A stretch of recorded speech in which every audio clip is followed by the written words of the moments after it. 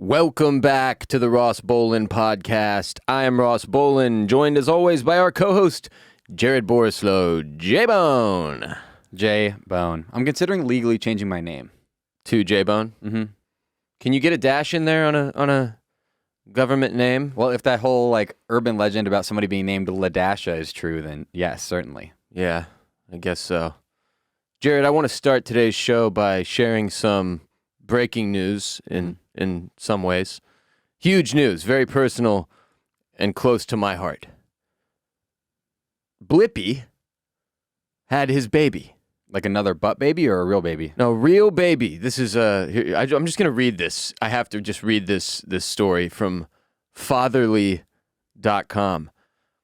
Blippi is the shit.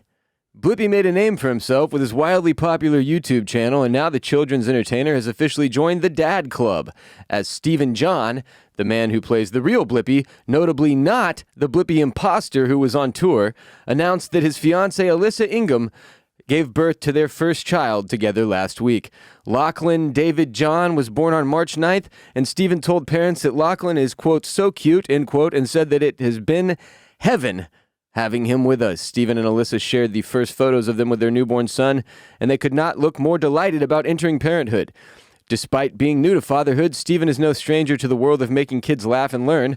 He developed Blippi way back in 2013, and in the years since, the character has become a phenomenon in the world of kids entertainment, with his YouTube videos regularly getting millions of views from his young fans. Of course, his meteoric rise to fame hasn't been without controversy. Few can forget his past as Steezy Grossman, a character he donned years ago who took a poop on a friend in a viral video from 2013 to the Harlem Shake song and viral trend. But all that being said, his content as Blippi is solidly popular with appropriate kids content that has nothing to do with his steezy past. These days, Blippi has been described as a uniquely millennial hybrid of Mr. Rogers and Jake Paul, as Stephen brings an unabashed enthusiasm and childlike sense of wonder to his performance that clearly resonates with kids. Stephen believes that his experience as Blippi has prepared him to be a dad, and he is excited to instill a sense of curiosity and imagination to his son. Mr. Rogers and Jake Paul. I'm just trying to get around the birth of your son column on fatherly.com, including a reference to you pooping on a friend. Yeah, you know how when babies are born, they'll give them the newspaper from the day they're born? What if they print out this article instead? Because nobody doesn't read that doesn't know the Blippi pooping on his friend story and not immediately go Google it. Yeah. You just read that in passing. It's like, wait, I'm sorry, what? Yeah, who can forget his past as who? Steezy Grossman? He what now? My biggest issue with Blippi is the way that poop again? His parents spelled his name Stephen. Stevin. That is not a way to spell Stephen. Okay, my biggest issue is that I looked up his Instagram. The post was actually embedded within this article, so I didn't have to go far. I just clicked. Okay, I didn't really look it up. And I thought Blippi was more of a character, but I think it's basically him. He looks different dressed as a normal human being, right? He's not a bad-looking guy, decent dresser, but he still talks like Blippi, his voice and shit. Well, I think it's his voice. And the childlike sense of wonder is still there. And I just don't know how that guy shit on his friend. And I'm a goofy, very immature sense of humor motherfucker, but I never shit on my friend. Yeah, that's another level. I think what's weird to me about shock comedians like that is it takes a certain kind of person to find that actually funny. We think it's funny that Blippi pooped on his friend because he's a child star, or I guess a star for children, and he pooped on his friend. I don't think the actual act of wow, that's so fucking funny. Look, he had diarrhea all over his friend's butthole. That's not funny to me. I mean, it's funny to me. See, that's what I mean. It's funny to me, but I would never do it. I have a line, and shitting on someone is across that line. Jackass style humor and shock humor, that shit is funny to me. And I remember in high school, we were obsessed with CKY, which was a precursor to Jackass, starring Bam Margera mostly and his crew. but it was pre-Johnny Knoxville, okay? Pre-Jackass. And we would try to reenact some of the things that they did and film it. But, like, at no point did, like, pooping on one another become an option. And if it had, I would have been out. Like, that was just across my line. It still is. And there's still things that are very sick and twisted that I find to be incredibly humorous. But I wouldn't do them if offered. And I judge the people that do, even as I find them to be hilarious. But do you actually think it's funny to poop on your friend, or do you think it's only funny if the person doing it is self-aware at how awful that thing is? I think it's funny if that person later goes on to become an enormous children's star entertainer that is called a hybrid of Mr. Rogers and Jake Paul. Which is just, what even is that? That's not Blippi when I picture that in my head. But also, I don't think that person exists. Mr. Rogers and Jake Paul? It's making my brain hurt. I wish fatherly.com hadn't put that comparison into my mind. Anyway, congratulations to Steven with an I, otherwise known as Blippi, otherwise known as Steezy Grossman. Are we sure it's not Steven? Stevin. I'm not confident that it's not Steven. Stove. Steezy Grossman. Today's episode is brought to you by Talkspace. Whatever challenges you're facing in your mental health, whether you're struggling with low self-esteem, body image issues, anxiety, or anything else, there's no one-size-fits-all solution. And with work, school, and relationships pulling you in every direction, it can be hard to find time to focus on what you really need. That's why Talkspace Online Therapy gives you unlimited access to a licensed therapist so you can set aside time to put yourself first. I've been in therapy for many, many years, and I cannot stress enough how enormous it has been for me since the end of the 2019 into the pandemic and starting my own company, going through a divorce and getting off antidepressants. It has been one of, if not the most important factor in my ability in kind of rebuilding my life and finding happiness and success again. Take care of your mental health on your time at your pace instead of a therapist squeezing you into their busy schedule. Talkspace fits into yours. With 24/7 asynchronous messaging, you can talk about what's on your mind in the moment without waiting for an appointment. You'll also have chat, video, or audio options for live sessions so you can get support on your own terms from any device. Your privacy is a priority, and Talkspace has encryption and added security features to keep your conversations secure. Join Talkspace today and start the journey to happier, healthier relationships. Just visit Talkspace.com and get $100 off your first month when you use promo code RBP at sign up. That's $100 off at Talkspace.com. Promo code RBP. I've got some insane headlines of the day for you. The first of which is White House enlists TikTok influencers to combat Russian disinformation. Yeah, I heard a little bit about this. It's surprising. Yeah, it's also just like the next level. Some might call it insane. Yeah. But you think this is just a natural progression? Well, I think it's like people don't trust the media, the White House goes, oh, they don't trust the mainstream media? Let's go to the non-mainstream media. Let's go to the fucking TikTokers. Yeah, I'll read you some of the story here from All Sides Now on Instagram, which is this news source I follow that's really nice because it breaks down the centric left and right views of the same story and kind of gives you a middle ground, right? So from All Sides Now on Instagram, the White House gathered around 30 TikTok influencers on a Zoom call Thursday afternoon to discuss key information about Russian President Vladimir Putin's invasion of Ukraine. The meeting was moderated by White House Press Secretary Jen... How do you say her last name? I thought it was just Psaki. Psaki? Silent P.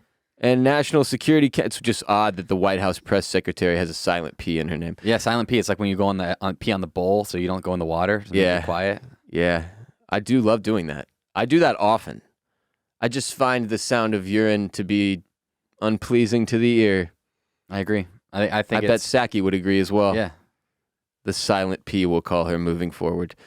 It was moderated by the Silent P and National Security Council staffers. Influencers were briefed on how the war in Ukraine is unfolding, the U.S. and NATO's strategic goals, and the process of distributing aid to Ukrainians. Rob Flaherty, the White House Director of Digital Strategy, recognized TikTok as, quote, a critically important avenue, end quote, for much of the American public to find out about the latest news and wanted to, quote, make sure, end quote, social media influencers get the latest information about latest information from an authoritative source. The call was also a strategy to combat Russian disinformation and propaganda that's being spread by the Kremlin on social media. So apparently the Russians are working TikTok, and the Silent P wanted to make sure that we work the talk as well. I mean, the crazy thing about this is, like, I agree. TikTok is a critically important avenue for much of the American public. It's like it's the fact that the White House recognizes that, which like really puts it in perspective of like, wow, we are really kind of like fucked by social media now. To whatever is on social media is what the majority of people believe. Yeah, but what is like? So okay, so they got 30 of the hottest TikTok influencers. Like, were these already news-focused TikTokers, or are they just pulling in kids who are doing the latest Megan Thee Stallion dance? Yeah. And then these kids are going back to their TikToks and expected to what? Like, instead of doing that dance, go, hey, guys, switching things up a bit today, but I was just updated by the Silent P on how things are going in Ukraine, and I wanted to kind of make sure that we got the real news out there to you from me to combat Russian disinformation being distributed by the Kremlin. I can already picture a TikTok that's like somebody taking a video of the Zoom call, and it's that robot female voice being like, I am on a Zoom call with the White House. And it's just like, they zoom in on themselves and make like a funny face, like, eh. That robot voice is still one of the worst things going on social media. It's absolutely unacceptable. Please do your own voiceovers, you lazy bastards. I fucking agree. How self-conscious are you, dude? Everybody hates the sound of their own voice. This is kids playing their own voice back to them and going, nope, and then inserting the fucking robot thing. And I think that's sad. I think it's incredibly, incredibly sad. And also, just so you know, you get used to the sound of your own voice when you... You really do. I love my own voice now. I used to think my voice sounded nothing like me, and now I've heard my own voice so many times that I think it is the exact same. Yep, same as me, dude. Same exact same. But what you said. Yeah, but people need to understand that. Like, you get used to it. I think it only sounds weird because it's like maybe like a slightly different. It's like your voice that you hear, but you hear your voice from behind your mouth, and so I don't know. I don't know how the science works, Jared. I'm not a scientist. The Doppler effect. Just a simple podcaster here, Jared. Left-rated outlets such as CNN, back to All Sides now on Instagram. Left-rated outlets such as CNN, parentheses, left bias, in parentheses, were more likely to accentuate quotes from social media personalities that said the White House initiative was absolutely the right choice, while also emphasizing Dr. Anthony Fauci's conversation with TikTok influencers last summer about combating vaccine misinformation. Some right-rated outlets, such as Fox News, parentheses, right bias, in parentheses, were more likely to label TikTok as a Chinese social media platform and highlighted how the Silent P said Russia hacked the 2016 U.S. presidential election. Fun. Good fun. And that's that. Anyway, it's just wild to imagine a world where high-ranking White House officials are organizing a meeting of TikTok influencers to combat Russian disinformation on the war in Ukraine, which is ongoing. I'm already picturing like what's his name? Bryce Hall. Is that one of those TikTokers? I'm already picturing him like with his shirt off. I don't know, dude. His shirt off. He's doing the gritty and he's biting his lip, and then he points above his head to empty space, and words pop up, and it's the robot woman voice, and it says, "Support Ukraine, Free Ukraine." Slava Ukraine, Slava Ukraini," and it's always like upbeat even when it's saying sad things. It'll be like, "I went to my mom's funeral today." I hate that fucking robot voice, dude. What about the Jersey guy voice? "Hey, I don't know this I one. went to my mom's funeral today." It's like a Gilbert Gottfried if he was slightly less Jewish. Gilbert Gottfried? I don't understand, though. What? I've never heard this. How is that possible? Oh, wait. I don't TikTok. Yeah, you fucking lucky guy. I get in, and I put up my shit, and I get out. I'm too old to be there, and I know it, and I'm cool with it. I just need it for the distribution, baby. Then how will you ever understand what it's like behind the scenes at a Taco Bell? I saw a guy make a Taco Bell quesadilla last night. Like, you're missing out on this shit. Taco Bell puts more money and time and effort into their social media than most existing brands in the world. And they'd kill it. With social. The food's questionable. No, the food is amazing. Taco Bell is A tier fast food. All right, moving on. Next headline. Virgin Voyages launches new adults-only cruise ship. Not going to be Virgin. I'm going to read you the story, and then you can get in your sick jokes. CNN. Virgin Voyages aimed to disrupt the cruise industry when it launched Scarlet Lady, its first adults-only cruise ship last year. Now Richard Branson's cruise line is premiering its next offering, Valiant Lady. Sounds less hot and sexy to me. Yeah, they need to call these sexier. And like, let's have one be like the back shot. Yeah, come on. Put some fucking effort into Put some this, sex Rich. into it. If this is supposed to be a fuck ship, this is clearly made to be a fuck ship. A ship you fuck on. Name one of them Dick Branson. I like that, actually. This 278-meter-long vessel can accommodate 2,770 horny passengers and holds the usual... Say horny. and To be clear, the article did not say horny. I maintain journalistic integrity. And holds the usual cruise amenities like a pool deck over its 17 decks, along with slightly less usual offerings like a tattoo parlor. How the fuck do you get a tattoo on a ship? That's like when Steve-O got a tattoo in like the Australian outback on an ATV. It just doesn't seem like the place to do it. What? How is that the one they mentioned? Anyway, Nirmal Savirimutu, Virgin Voyages president, tells CNN Travel the cruise line's hope Valiant Lady will be a part of a summer cruising boom as pandemic restrictions ease. Quote, there's a lot of pent-up demand for travel, he says, adding that the positive response to Scarlet Lady has been, after it, Virgin's confident its sister ship will be a success. There's no requirement to dress up for dinner. What? There's no... Okay, so what? No kids, and then we just throw out all the niceties, and it's just no more fancy time? Just fucking a pile. Show up in your bathing suit and a fucking tank top? Is there an orgy? Like a organized orgy? You know, like the cruise ship has their itinerary, and it's like, oh, you could go see the comedian at 6:50 in the main theater. Is there just like gangbang? 7:30. It's not even that late. The gangbang's at 7:30 because the olds go to sleep early. Yeah. They do. We do. The tattoo parlor, of course, where I don't know why that's like one of the... They were like, adults, let's get a tattoo. What's more adult than having a fucking tattoo? Let's get a tattoo parlor and throw it on this thing. How about a small, like, tax accountant's office? So you can get your taxes done while you're on the cruise. That's adult. How many glory holes are on this ship? I'd say no less than 3 hidden about the poop deck, most likely. Yeah, probably. There are pop-up entertainment events. How is it a pop-up event if it's on a cruise ship? Yeah, it can't really be a pop-up. Is it like the shop isn't there when you fucking take off from you know, the deck? What's it called? The port? The port? But not port and starboard. But then you, like, after your first stop, you get back on the ship and, like, there's different shops. Like, oh my God, they popped up. Is that what we're... I mean, I just don't... Anyway. Can you imagine being a janitor on this fucking ship? It's only adults blowing up the toilets? No, I don't want to imagine that. Well, just the jizz. You think there's just... Cum. Okay. Splooge. Wow. Seed. Jism.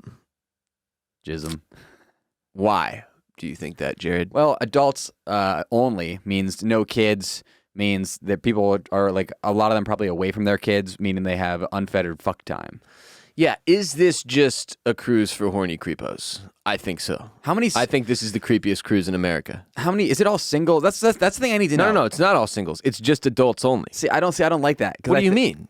I think it should be either all single adults or all married adults. Like that cuts out a lot of options, Jared. Some people like to swing in different ways. Okay, some people swing with couples where they switch. You know, no, that can be a some of them. cruise. They all have sex together in a pile.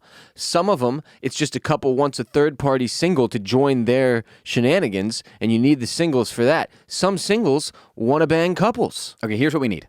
You're discriminating. I'm not discriminating. You're a discriminator. And I can't have it on my show. We need to have different ships for different fuck situations. So we need to have the cuckold ship where you can have a single guy who comes in to the couple and then the married guy stands in the corner. You're oversimplifying or overcomplicating it, really. You think they can just do the all-in-one thing? And I think the more exclusive you make it with these more niche, if you will, perversions. Like the cuck ship. Then the less likely it is you're going to book out that ship. I mean, so you're saying... You think a bunch of cucks are just like guys that like to watch other people bang their people. Can women be cucks? Yeah. Women's is cucks men and too. women who like to watch other people bang their people all on a ship are then lacking the people to bang their people. But that's why you have it be like, okay, we have 60 married couples, we have 60 cuck. What do you call it? A cucker. I don't know, but this is like when the loser fraternity in college throws a party and like they're the only people there. Like it's just, you know what I mean? Yeah. And then there's no, the reason you really threw the party was to get laid, and now that's not going to happen because you guys suck. So you're saying that if we just make it be this ship where it's like, hey, you're horny, you get on board, you'll find your fucking beach on this fucking ship. Yeah, I think once you've made it adults only, you get all the perverts in one place with all their different, kinks. Yeah. And then there's no shame. It's just a love ship. Would you let Hito Rick pound out your significant other? Hell no, hypothetically. dude. Hito, no. First of all, there's not a person. But then second of all, Hito Rick is near the very bottom of the list because your lover is never going to look at you the same after that. Once they've received the pleasure of Hito Rick, you're nothing compared to him. Once they've been ripped and torn, like ripped torn. The ripping and the tearing, that guy's doing interviews while back on one hand doing the crab walk while doing the cunnilingus sign with his fingers at the same time. You don't want that man near your person. Yeah, the ripping and the tearing, which rip torn is a terrible. That name's always made me cringe a little bit. He's dead. Rest in peace. If you can dodge a dick, you can dodge the balls. No, but I do it anyway because it's sterile and I like the taste. Rest in peace to Rip Torn. Terrible name though. Also, one of the worst names. One of the more like slimy and sweaty looking men I've ever seen. Yeah. He reminds me of the guy. He looked like he had a drinking problem, frankly. The guy from Barry who is Barry's handler. Yeah. That guy has very Rip Torn vibes. They probably casted Rip Torn originally for that, and he was too sickly. Rip Torn. I'm excited for Barry to come back, by the way, this year. I'm behind, but I'll be caught up by the time the next season airs, I think. Anyway, those were our insane headlines of the day. Today's episode is brought to you by Freshly. Freshly, as somebody who regularly doesn't have time to cook, and even if I did, frankly, I don't know how to cook for shit, it's hard to find a fast, pre-cooked meal that isn't frozen and tasteless and highly processed and trash for my beautiful body. Food that's fast doesn't have to be fast food, though. Freshly offers quality meals without the hard work. Their meals are designed by nutritionists, cooked by chefs, then delivered fresh. Other meal deliveries need to be prepped and cooked, but Freshly is ready to eat in just 3 minutes, J-Bone. On those days when your schedule is bonkers or your schedule gets broken, think about how nice it would be to just have a meal ready to go in the fridge, whether you're at home or back working in the office. No one wants to spend an hour cooking dinner after a rough day at work or an infuriating commute. At the end of a long day, takeout doesn't have to be your only option for an easy dinner. Whether it's for you or the whole family, Freshly gives you convenience, flavor, and nutrition. These meals are very, very good. Very fast, very good. A lot of days when Jared and I have multiple podcasts to record, we don't have time to be waiting on a food delivery or sending one of the only 3 full-time employees we have, counting us 2, out on a food run. So I'll get in a Freshly. The sticky sweet barbecue beef bowl with Korean-style sauce and market veggies is one of my favorite meals. It's incredible. Yeah, it's got juicy diced beef drizzled in their house-made Korean-inspired barbecue sauce. It's delicious. I love it. But all their meals are great. Freshly has delicious, fresh, healthy meals. Get delicious chef-made, nutrient-packed meals delivered straight to your door. No cooking required. Fresh and never frozen. Ready to heat and enjoy in just 3 minutes. Getting food you love is incredibly easy. Just use the Freshly website or app to find meals that fit your lifestyle with plans that work for your dietary needs, preferences, tastes, and family size. Choose from over 50 nutritionist-designed entrees like their classic steak, peppercorn, multi-serve sides like their masterful mac and cheese, or their new line of plant-based meals. It's affordable and convenient. Stop stressing about dinner right now. Freshly is offering our listeners $40 off your first 2 orders when you go to freshly.com/RBP. That's $40 off at freshly.com/RBP. A friend of mine, Bradley Jackson, invited me to a South by Southwest screening of his new upcoming documentary. So it's time for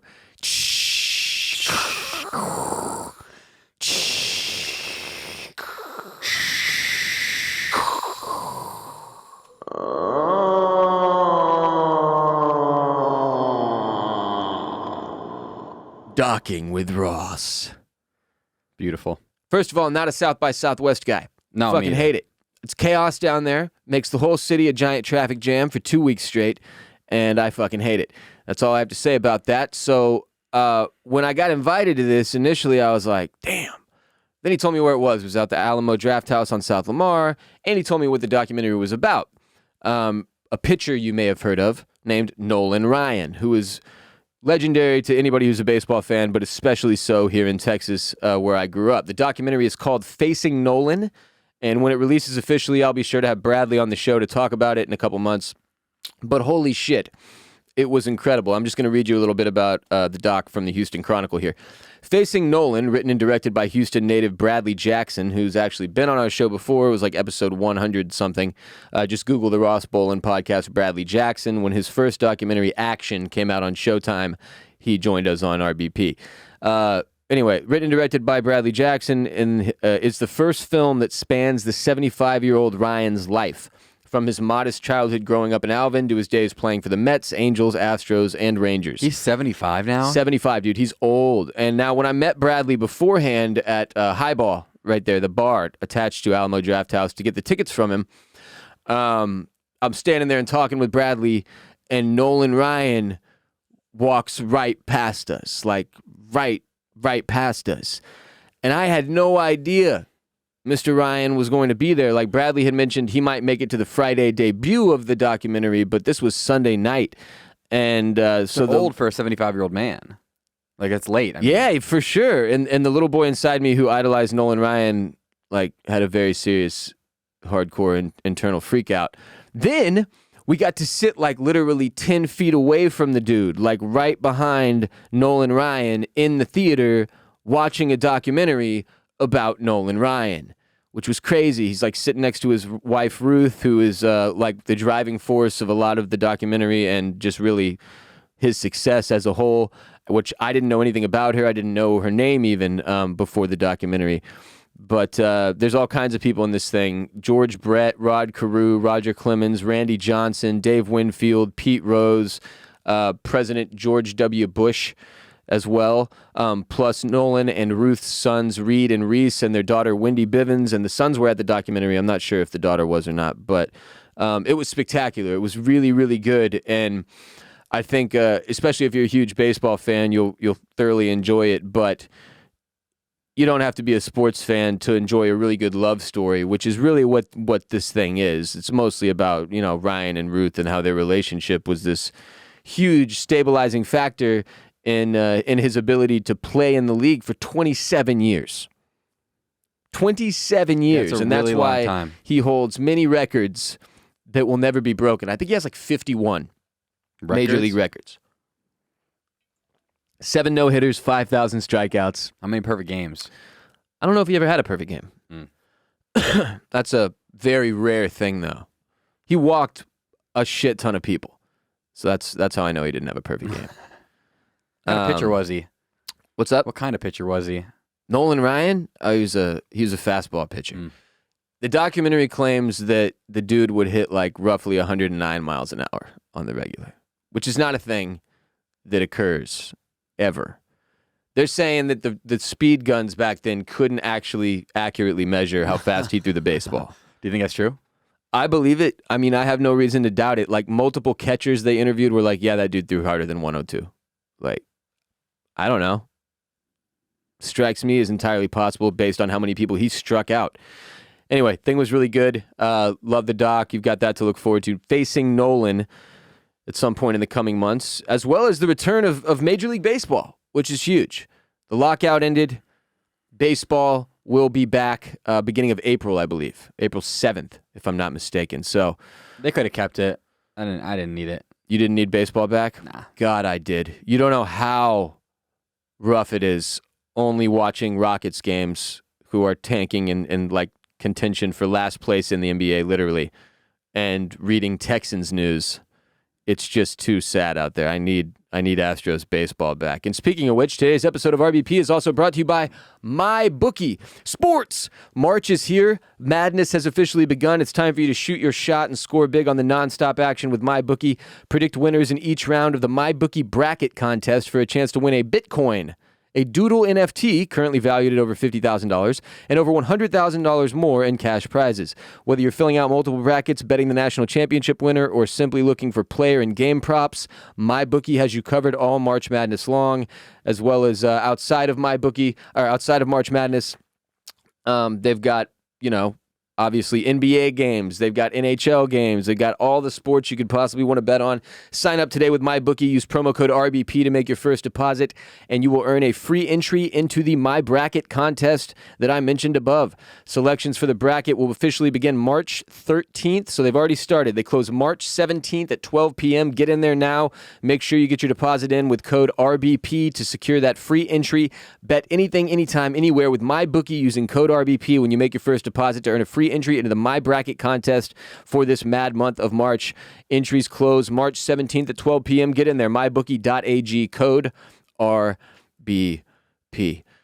Speaking of gambling, it started out as a bit, but now I am genuinely concerned for Drake's financial health long term based on his gambling habits. Why does he like roulette so much? That is the worst of all of the casino That's games. how I know he has a roulette problem.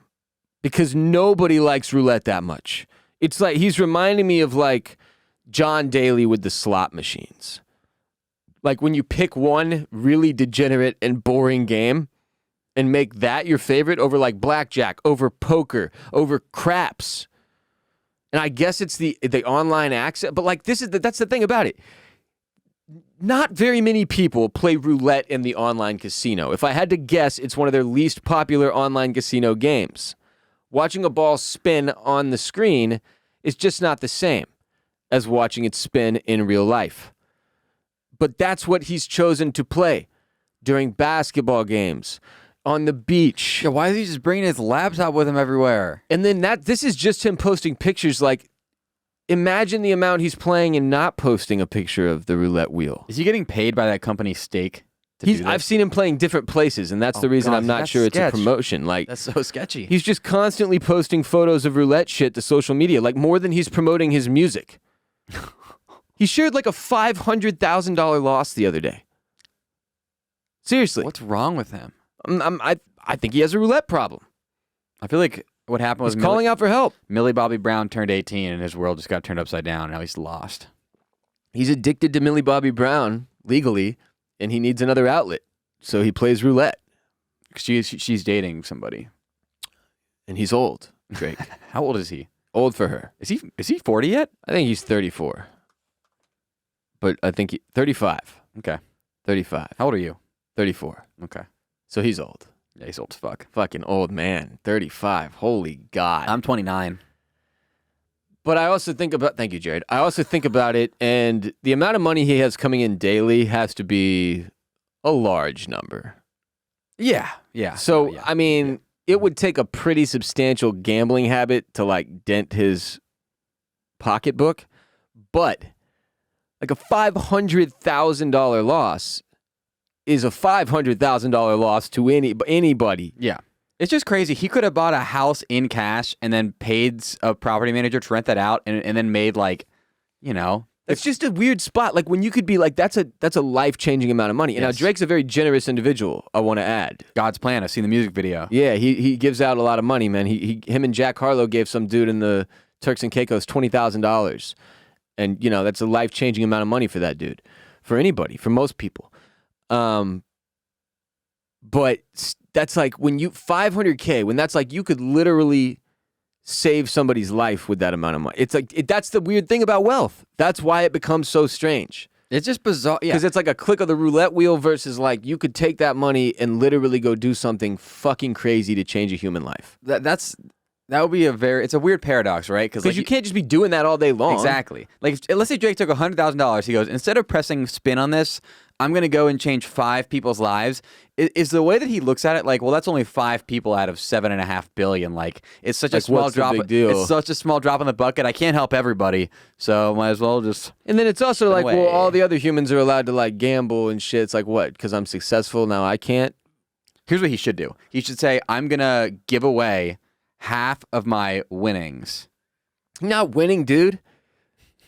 I don't think he's winning. So he gives away his debt, and he goes, hey, Hey, man. It's fucking roulette. You owe me $100,000. Who the fuck plays exclusively roulette and wins? That's just a crazy game. Technically, roulette is one of the best odds in the house. Because you can do red or black. Yeah. And so you only get boned on the 0 or 00. Yeah, but what kind of a roulette addict sticks to red or black? None. You know he's playing like 30 individual numbers, dude. Yeah. Psycho. What you should do, you put half of it on black, and then you put the other half spread across red. So you only lose if it hits green or the reds you don't have hit. Oh, my God. We canceled math, Jared. But anyway, pray for Drake. Every week, Jared and I do an episode exclusively for our supporters on patreon.com/Ross Bolen podcast. And we need as many of you there to hear those episodes as possible. They're so funny. They're often our best work, Jared. But also because that Patreon page is the backbone of Bolen Media, where we are rapidly growing. To see if I can push more of you to join our Patreon page and support the podcast, I thought I would share 10 minutes from our most recent episode so you can see and hear exactly what you are missing out on. So here you go. Enjoy. As I've discussed many times, there are several sources of easily identifiable childhood trauma that exist within many of us, that is shared trauma, if you will. From the stupid book, Love You Forever, to the Brave Little Toaster, there is yet another source that I have mentioned in passing but never really expanded upon. Okay. The 1981 Disney classic, The Fox and the Hound. Have you seen this? Have you heard about this? I mean, probably a long time ago. I'll tell you what it's about. It's a 1981 American animated buddy drama film, which I think in and of itself is incorrect branding. Buddy drama film produced by Walt Disney Productions and loosely based on the 1967 novel of the same name by Daniel P. Mannix. The 24th Disney animated feature film, the 24th ever. The film tells the story of the unlikely friendship between a red fox named Todd and a hound dog named Copper. For some of you, the memory may be coming back now, and for that, I apologize. The two friends struggle to preserve their friendship despite their emerging instincts and the surrounding social pressures demanding them to be adversaries, as they are enemies by nature, the fox and the hound, of course. Is the hound a foxhound?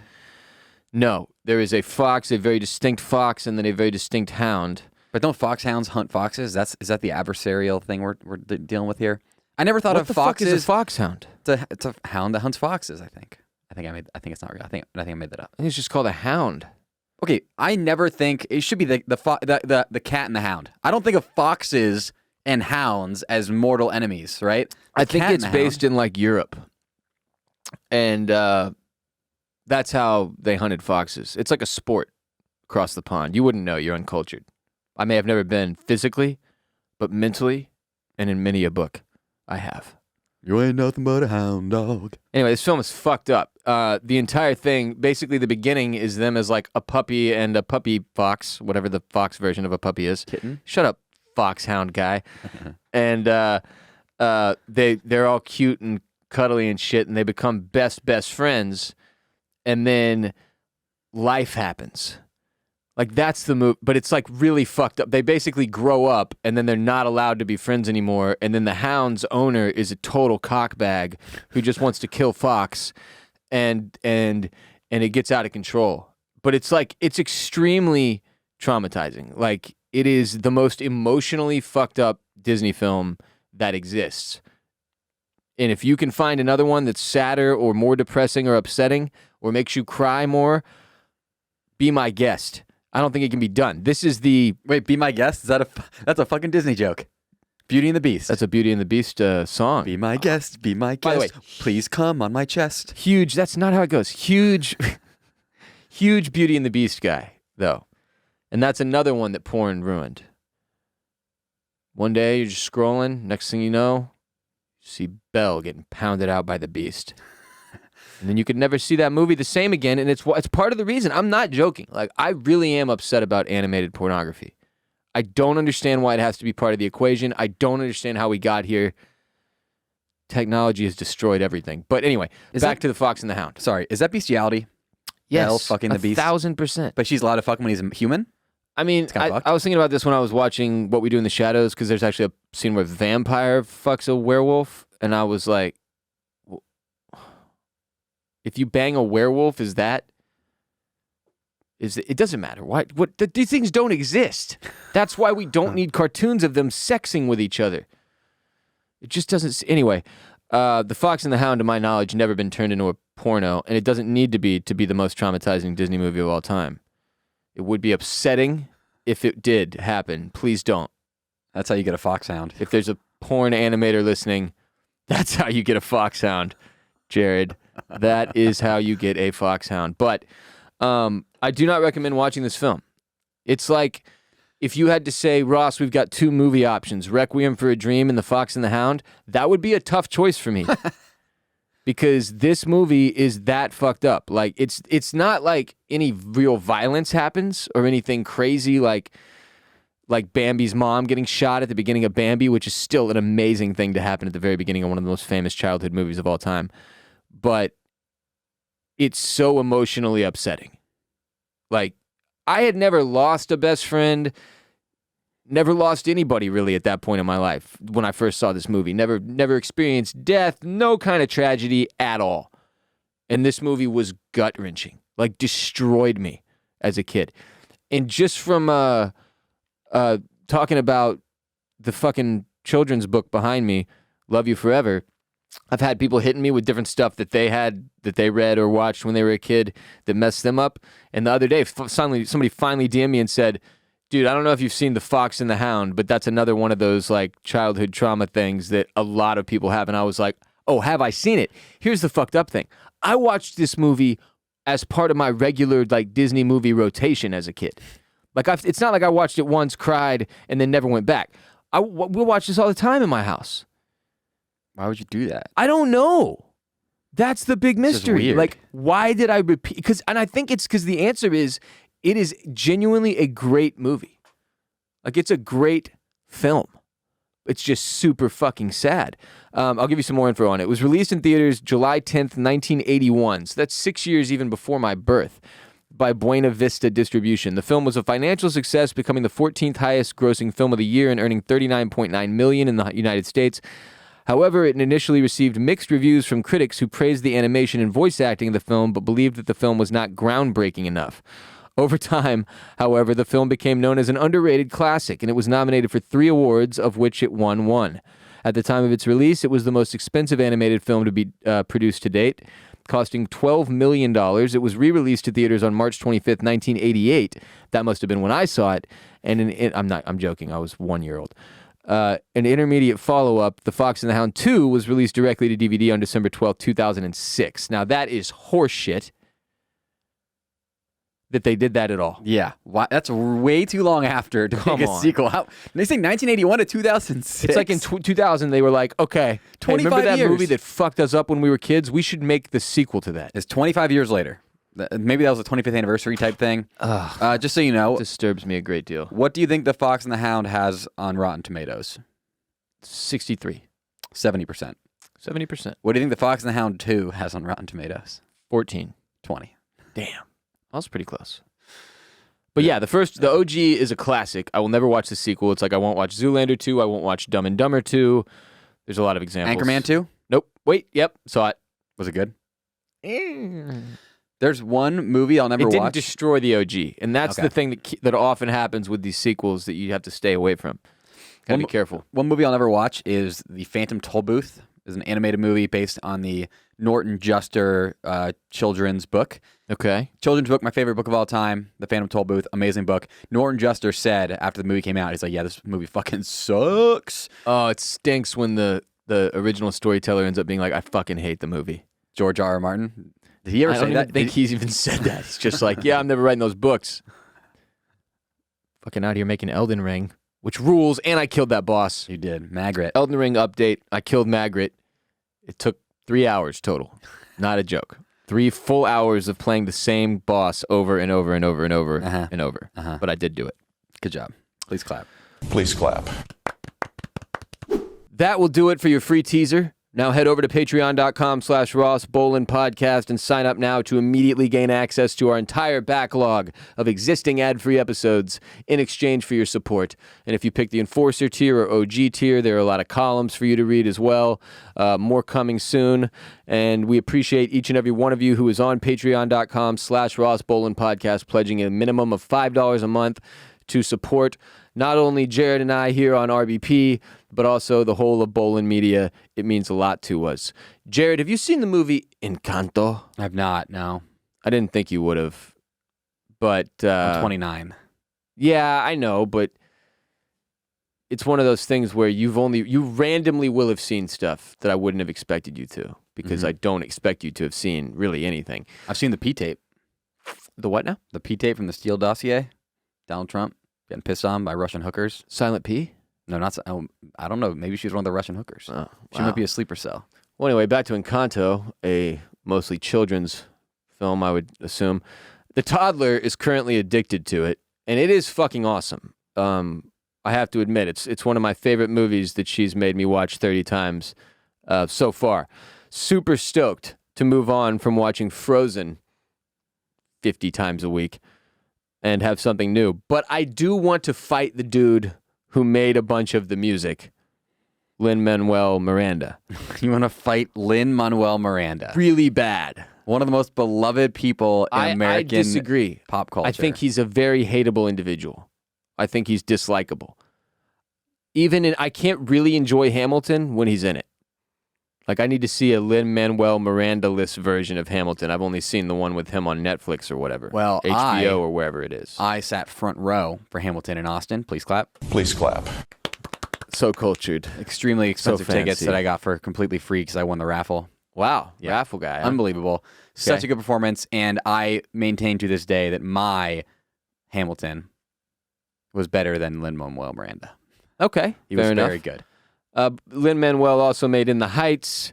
He was in one of the worst episodes of Curb Your Enthusiasm ever. Oh, yeah, he stunk in that. He was one of the worst characters ever in TV in His Dark Materials on HBO. And generally, I don't like his vibe. The energy he gives off is bad, and I don't know why, but there's something about Lin-Manuel Miranda that tells me he needs a good ass kicking. So I want to fight him, and I feel like it'd be a pretty fair fight. We probably weigh about the same. Honestly, yeah. I actually think it would be a pretty fair fight. And he moves. He can move. He does dancing and stuff. I don't do dancing. But you lose either way. Like, you win. I'm going to be Ted dancing all over his face, though, by the time that fight's over. If you win and you win the fight, you lose because everybody hates you for beating up Lin-Manuel Miranda. If you lose, then you lose because you lost to Lin-Manuel Miranda. I think I win, and there's a good percentage of people going, thank you. Thank you. He needed to be taken down a peg or two. Thank you. That's just my personal belief, though. Can we look into his dad? His dad is like a really, really big politician in Puerto Rico. What? Like, Lin-Manuel Miranda comes from privilege. Oh, he's an American political strategist, philanthropist, and advocacy consultant. Did you named say Luis A. Miranda Jr. Yeah. So it's not like a rags to riches story. Huh. Well, he migrated from Puerto Rico to New York City at 18 years old when he received a scholarship from NYU and earned his BA from the University of Puerto Rico and pursued graduate work in psychology at NYU. His dad did. So it sounds like he rags to riches, perhaps. But then Lin-Manuel Miranda, I believe he was silver spoon in his mouth. So let's just wipe the board from any awards he's gotten or any art he's created that anyone enjoyed. Let's just discredit that. It's not really his work that made that possible. Is he an EGOT guy? Does he have an EGOT? I don't think so. I know he's got a Tony. I know. Did he get an Oscar for His Dark Materials? Or no, an Emmy for His Dark Materials? I'm gonna look up who has an EGOT. I think I can name some people. It's a very short list. John Legend. I think he got his EGOT. I think. It says, John Legend's on here. Andrew Lloyd Webber, Whoopi Goldberg, Mel Brooks, Audrey Hepburn. Alan Menken was most recent. Who's that? He is a composer and songwriter. Oh, okay. That's the coward's way in. I think you need to be like actually on screen for the Emmy, and the Oscar. Just my own thought. He did the music for Little Mermaid and Beauty and the Beast and Aladdin and Pocahontas. Those are tales as old as time. Tale as old as time. Tale as old as time. What? That's Beauty and the Beast, dude. You said tales as old as time again. You didn't say. I don't know the fucking words. It's Beauty and the Beast. The words are Beauty and the Beast. Yeah. Yeah. Anyway, go to patreon.com/Ross Bolen Podcast. Support the pod. Follow us on social media, on TikTok at the Ross Bolen Podcast, on Instagram at the Ross Bolen Podcast, on Twitter at Ross Bolen Pod. Follow Jared at Jared Borislow on Twitter and Instagram. Follow me at WR Bolen. And we will be back tomorrow with another episode right here, wherever you are listening. And then, of course, Friday on Patreon. So until next time, peace be with you. And also with you. And with your spirit.